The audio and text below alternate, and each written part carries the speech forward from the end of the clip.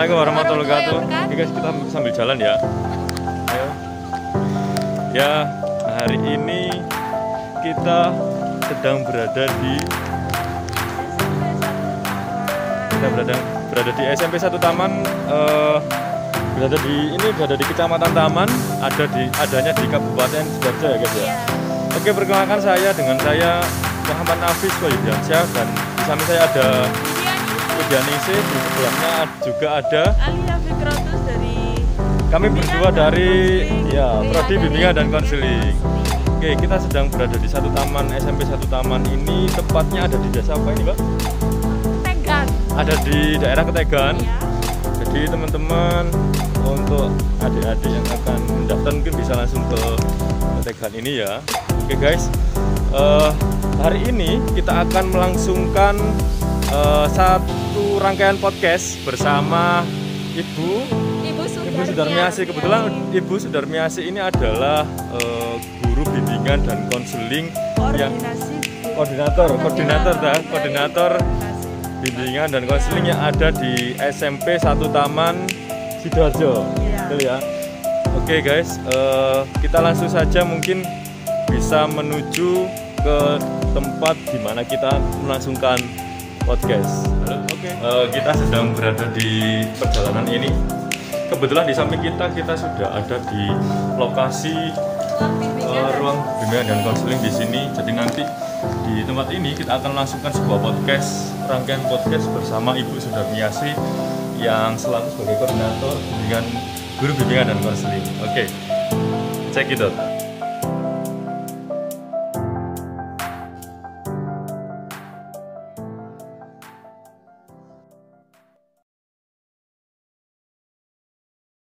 Baik, ini berarti saya menjelaskan nomor 1 sampai 8 ya. Iya. Oke, terima kasih ya Mbak Mas. Masnya satu. Ini berkaitan dengan manajemen bimbingan dan konseling ya.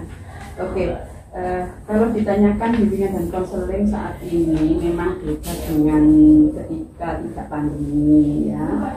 Karena selama pandemi ini layanannya online semua, anak-anak itu kan daring. Mari kita jelaskan bahwa tidak hanya bimbingan konseling, sama juga dengan materi yang lain, kegiatan pembelajaran di SMP Taman itu daring semuanya. Cuma ada beberapa kasus tertentu itu ada program seperti sekarang dilakukan ini, ada kegiatan konsultatif learning. Ya, kapan itu ketika ada PPKM ya full daring, tetapi ketika kondisi sudah lebih longgar itu ada konsultatif learning. Cuma itu adalah untuk matkul tertentu, persiapan ujian sekolah atau ujian PTS penilaian akhir tahun PAT ya.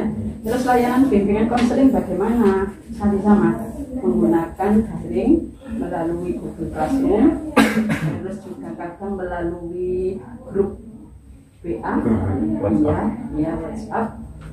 Terus juga kami melaksanakan yang offline itu kondisi-kondisi emergensi itu terhadap kasus-kasus yang harus ada penanganan, seperti orientasi memang pada ini ke tertib masalah belajar. Iya kan, kita tidak tahu kalau ada masalah pribadi, masalah sosial atau masalah karir juga ya. Jadi lebih terfokus pada masalah belajar dan studi lanjut untuk kelas 9.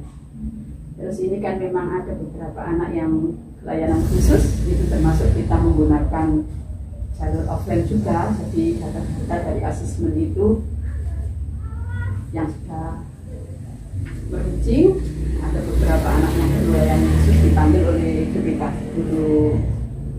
guru layan pendamping khusus, GPK guru pendamping khusus itu ya.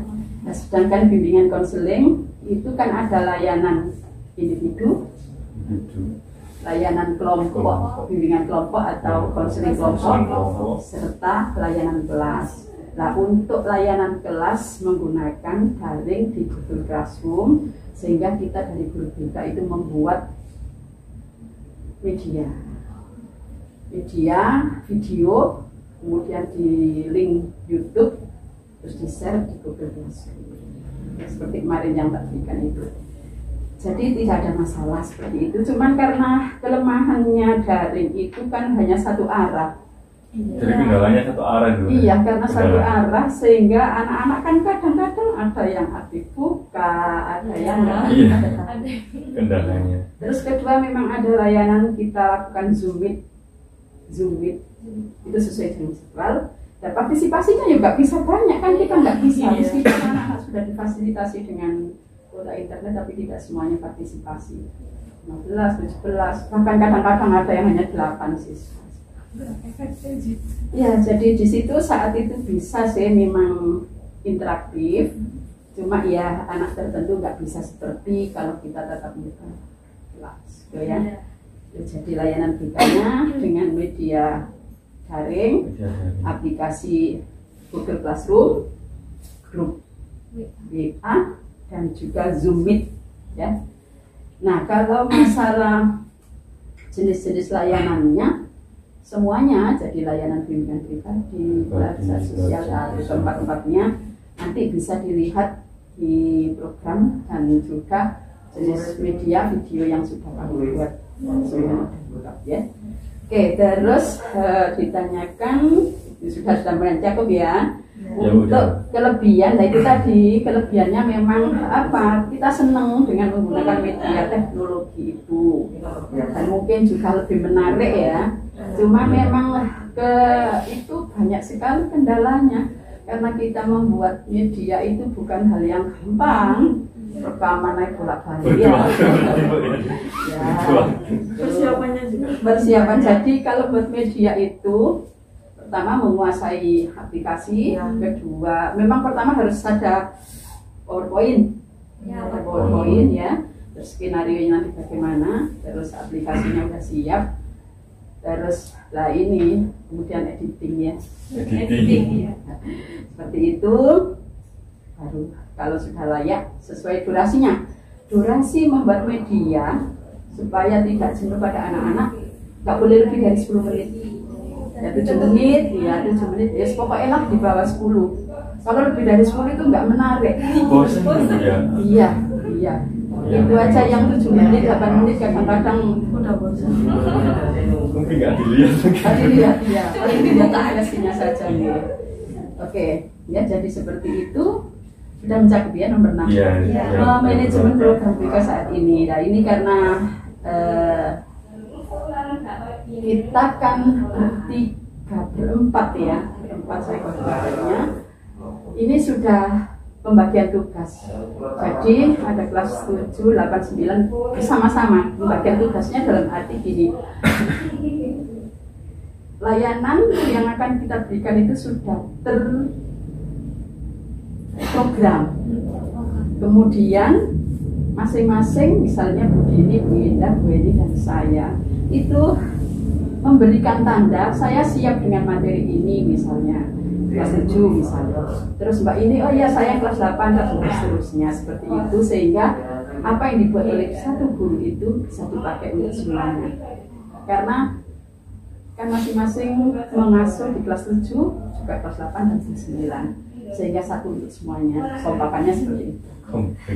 Ya kan mbak-mbak yang bagian manajemen di IT-nya di Google Classroom nanti membuat link untuk performnya, tugasnya anak-anak link di situ, terus hasilnya disentralkan di email masing-masing. Ya, sehingga gurunya harus itu menguasai teknologi meskipun batas minimal ya, karena ada kesulitan ya jadi lebih aktif Bu dari iya, jadi harus ya, alhamdulillah di sini meskipun saya yang paling tua, saya pun berusaha untuk mengikuti sehingga nggak ada masalah. Seandainya ada kesulitan ya sama. Oke, sudah semuanya ya, ada yang mau kurang? Yang mana? Itu yang nomor 8 pandemi sama sebelum pandemi. Itu tadi hanya pelaksanaannya saja. Kalau dalam setiap layanan sama, jadi iya kita saling mengisi. Memang sudah ada jadwal sendiri. Misalnya katakanlah saya itu 8 kelas 7C dan K, kelas 8-nya 8 F, G, H, I, J. Terus kelas 9-nya 9A dan 9 itu sama seperti itu. Jadi ketika pandemi juga seperti itu, sebelum pandemi juga seperti itu. Terus yang beda itu tadi ya hanya dalam menyampaikan media yang kita gunakan itu kerjasamanya di situ. Kalau kendalanya apa ya, ini aja responding dari anak-anak itu yang lemah. Kalau gurunya semakin progres, jadi tidak ada masalah baik ketika dengan luring ataupun dengan tidak ada masalah.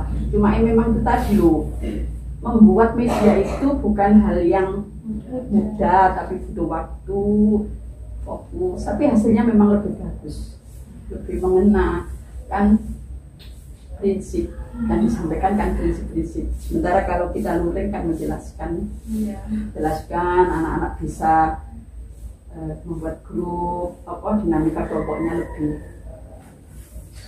Lalu untuk ini kan kendalanya kadang kurang respon ibu yang peserta didiknya, konselingnya itu. Upaya mengatasi. Iya, upaya mengatasinya gitu. Upaya mengatasinya, kalau kamu melihat HP saya itu, yang pertama jelas karena yang diasuh kan banyak kelas, itu kerjasama dengan wali kelas. Kerjasama dengan wali kelas itu ditingkatkan, juga kerjasama dengan Bapak Ibu guru mapel.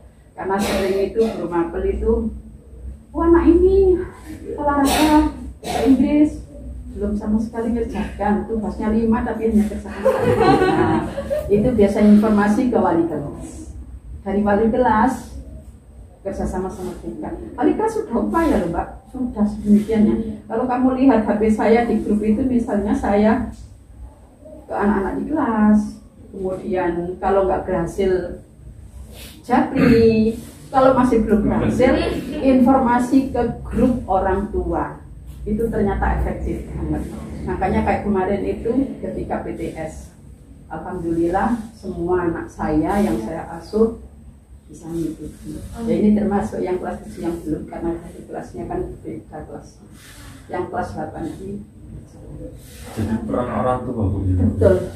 Jadi harus orang tua peduli, selalu kontrol pada anak, terus kerja sama orang tua dengan wali kelas. Tapi kalau orang tuanya jenis orang tua tidak peduli ya seperti itu. sama, meskipun luring juga seperti itu. Jadi anak-anak yang liar, anak-anak yang kurang kontrol kasusnya itu. Oke, seperti itu. Apa lagi? Untuk pertanyaan umumnya hanya 8 itu Bu. Kalau Ya sudah cukup ya. Ya. Baik, saya kira itu sementara. Kalau manajemen nanti disiapkan alat-alatnya dulu ya. Oke, saya kira terima kasih. Semoga sukses. Ya, ada pertanyaan Mbak ya? Sudah cukup ya. Terima kasih. Saya akhiri. Assalamualaikum warahmatullahi wabarakatuh. Waalaikumsalam warahmatullahi wabarakatuh. Ya, boleh suara beda. Pertanyaan umum. Ya. Nanti tak lihat lagi kebutuhannya apa, program-program tak siapkan ya. Assalamualaikum warahmatullahi wabarakatuh. Waalaikumsalam warahmatullahi wabarakatuh. Ini Bismillahirrahmanirrahim. Alhamdulillahirrahmanirrahim. Baik ya, hari ini adalah pertemuan yang kesekian untuk kami. Ya, kita lanjut dengan program lebih lanjut tentang keinginan kamu untuk mendapatkan informasi pelaksanaan bimbingan ini turun dari situ tapi disambung. ini berkaitan dengan manajemen bimbingan dan konseling. Memang bimbingan dan konseling untuk pembuatan program itu diawali dari pemasaran baru. Pemasaran baru itu jelas pertama itu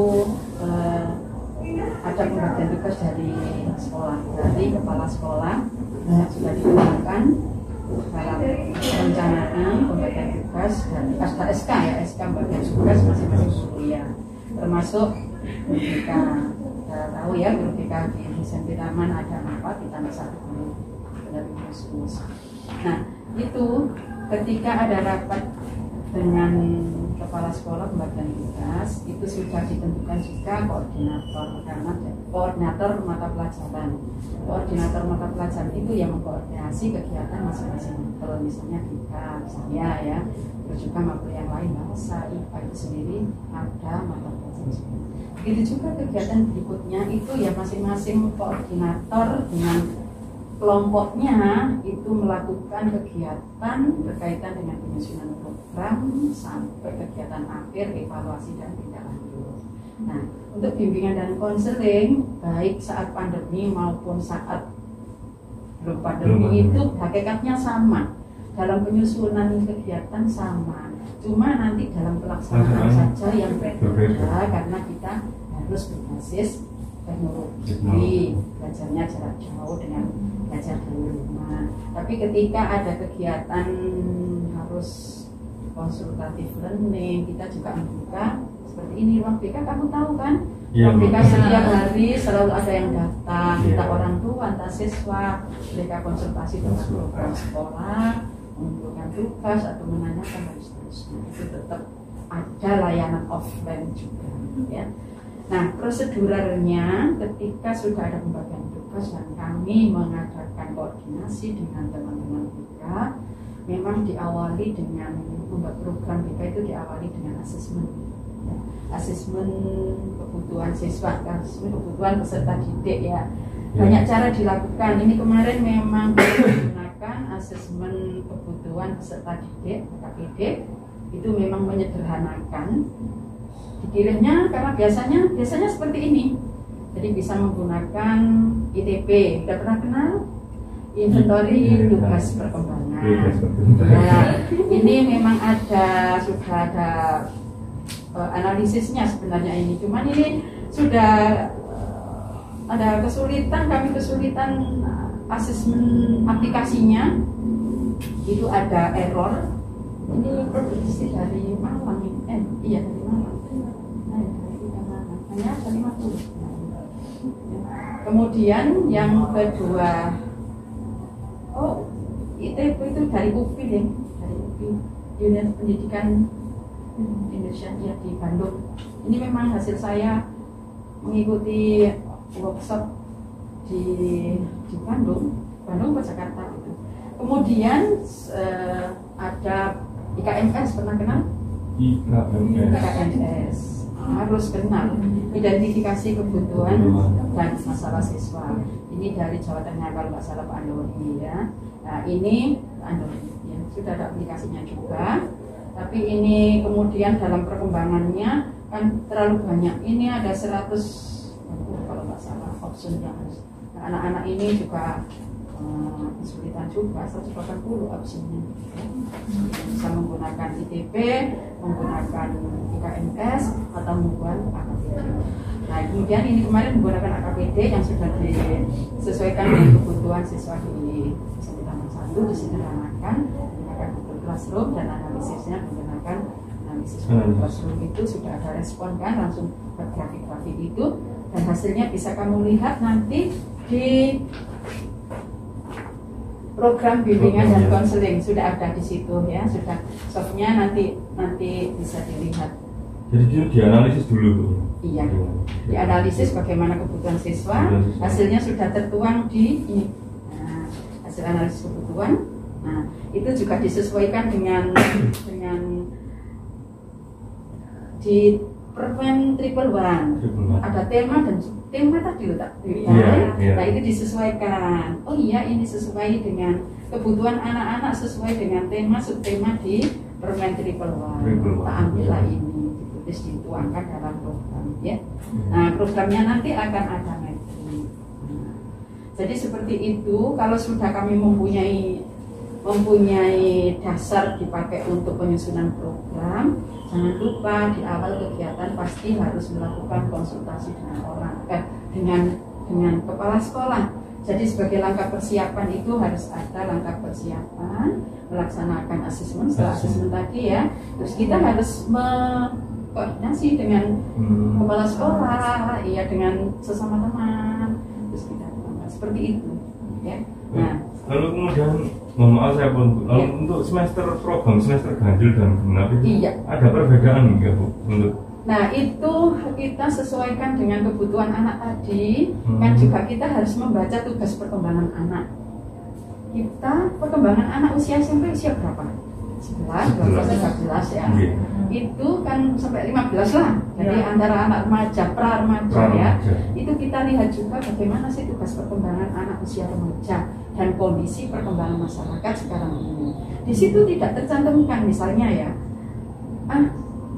Tidak tercantumkan anak-anak kebutuhan ini. Saya ingin menggunakan aplikasi, ada masalah menggunakan aplikasi internet atau menggunakan media sosial. Tidak ada kebutuhan seperti itu. Tetapi dalam kepentingan masyarakat perkembangan dewasa ini kita mengamati misalnya melihat jejaring sosial di FB, Instagram atau di WA. Anak-anak kok ada tidak sopan santunnya ketika menggunakan media sosial. Nah itu bisa. Berarti karena kebutuhan masyarakat sekarang belum mengenal norma-norma bermedia sosial, kita masukkanlah seperti itu yang dimaksud ya. Jadi ada hal-hal juga yang di luar kebutuhan tapi sesuai tuntutan masyarakat. Gak apa-apa kita masukkan. Jadi disesuaikan dengan mungkin lingkungan Bu ya. Lingkungan dan kebutuhan. Iya memang karena apa konsumen kita kan lingkungan. Kita itu bisa dikatakan sukses tidak hanya prestasi tinggi, tidak hanya dia bisa kebermanfaatan hidup sesuai kebutuhan masyarakat seperti itu ya. Jadi setelah kita analisis kebutuhan itu kita tuangkan, kita buat metrik, terus kita bagi sesuai dengan perkembangan tugas perkembangan siswa dan kebutuhan saat itu. Oh ternyata dalam perkembangan ini anak-anak kok wis podo pacaran, kok pergaulannya bebas. Aduh saya menjumpai boncengan sedemikian rupa atau mungkin orang tua itu katakanlah mengeluh anaknya kok sering keluar bersama ini misalnya seperti itu. Wah ini berarti perlu juga dikenalkan tentang resiko pacaran dini misalnya. Kan sering terjadi kasus sambil di luar nikah, ya kan seterusnya seperti itu. Jadi tuntutan kebutuhan saat itu, ya. Oke, terus kita lagi. Ya mungkin itu Bu. Itu ya. Nah itu tadi. Kalau Bu Dar mungkin berkenan nanti di akhir ini nanti kita shoot untuk beberapa program ini Bu, kita masukkan ke video. Ya boleh silakan. Jadi nanti di Queen juga ada, terus nanti di instrumennya juga ada. Nah jadi jelas ya tentang perbedaan itu antara pembuatan saat pandemi dan Sangange, cuma hanya layanannya saja yang beda. Jadi selain dengan kebutuhan siswa yang dibutuhkan saat itu, tapi kita juga harus memperhatikan kebutuhan masyarakat, kebutuhan tugas perkembangan anak. Dan kadang nggak menyadari. Dia masa penggunaan teknologi gampang dipanjat-panjat selesai. Faktanya bukan menggunakan klik-kliknya, tetapi etika norma yang bisa mereka miliki. Jadi membangun kepribadian yang juga ya. Oke, penyusunan program sudah selesai ya berarti ya. Nah, ya sudah, memang tertuang dalam program tahunan di itu sampai program semester saja ya, yang mingguan sama harian itu kita buat jurnal. Ada jurnal itu dalam kegiatan harian ya. Jadi nanti ada kegiatan apa? Saya rencana besok untuk buat papan bimbingan. Jadi nggak ada yang tertuang sendiri, misalnya kegiatan harian ini nggak ada jadi jurnal. Jadi hanya sampai semester saja. Ya, semester saja untuk mingguan, bulanan. Kalau bulanan itu merupakan laporan yang harus ditandatangani kepala sekolah atau ditandatangani koordinator dilaksanakan. Cukup sampai koordinator kok. Kalau dengan kepala sekolah itu semester sama ya mengetahui jurnalnya itu diketahui oleh kepala sekolah. Jadi awalnya cukup di koordinator dikumpulkan, terus kemudian ini yang mengumpulkan di koordinator. Ya sudah, tak kira apa lagi? Ya, silakan. Untuk RPL ya, untuk RPL sudah tadi ya, masing-masing RPL itu ada 4 itu tadi. Kan di dalam program ini harus ada proporsional, jadi ada keseimbangan keseimbangan baik bimbingan belajar, pribadi, sosial karir ada keseimbangan, tetapi juga harus memperhatikan kebutuhan anak saat itu. Mungkin kadang kayak misalnya ini, kalau kelas 7 itu kan banyak pengenalan diri, sehingga dia supaya banyak paham, mungkin bimbingan pribadinya terlalu banyak. Terus ketika kelas 8 itu banyak berkaitan dengan bimbingan sosial karena sosial. Sementara di kelas 9 kan banyak berkaitan dengan pembinaan. Itu memang proporsional sesuai dengan ya. Oke, nah kalau masalah struktur organisasi BK seperti tadi bahwa kita dari masing-masing kelas 7, 8, 9 itu memang ada di bawah koordinator, dan dari koordinator itu nanti yang bertanggung ke atas, makanya kita harus selalu komunikasi. Jadi misalnya saya masuk kelas 7A dan B, bukan berarti kemudian otoritas saya, tetapi kemungkinan juga bekerja sama, ada kinerja teman-teman sejauh itu. Iya, terus kalau seandainya ada kasus yang ada di kelas saya, sejauh masalah itu memang ringan, oke lah, nggak masalah sama. Tapi mungkin juga perlu diskusi antar teman sejawat itu dibahas bersama. Terus atau seandainya nanti merencanakan untuk kunjungan rumah atau sebagai kasus, itu semua teman diminta pendapat, masukan-masukan, sehingga kita jangan sampai ada keliru dalam mengambil keputusan. Cukup ya. Oke, saya kira itu nanti contoh-contohnya ya. Kok di shot yang bagaimana? Nanti mungkin gitu sendiri ya. Saya kira itu ada pertanyaan sih ya Mbak ya. Ya mungkin sudah. Oh gitu. Di akhir video ya. Terima kasih Bu Dar. Ya. Oke, saya kira itu penjelasan sementara saya. Seandainya nanti ada yang kurang perlu penjelasan lebih lanjut, silakan komunikasi lagi. Terima kasih, mohon maaf kekurangannya. Saya akhiri dengan bacaan alhamdulillahirobbilalamin. Assalamualaikum warahmatullahi wabarakatuh. Waalaikumsalam warahmatullahi wabarakatuh.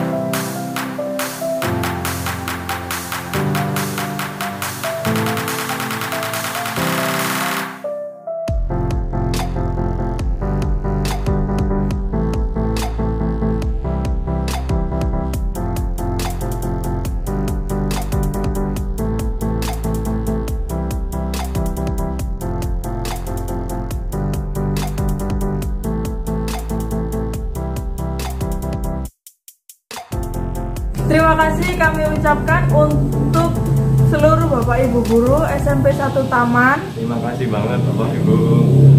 Ya khususnya untuk koordinator BK SMP Negeri 1 Taman Sidoarjo, khususnya wabil khusus Ibu Sudarmiasih, kami ucapkan terima kasih banyak atas kesempatan yang telah diberikan kepada kita ya, dari khususnya dari kita mahasiswa program studi bimbingan dan konseling Fakultas Pedagogik dan Pendidikan. Terima kasih teman-teman. Selamat menonton. Sampai jumpa.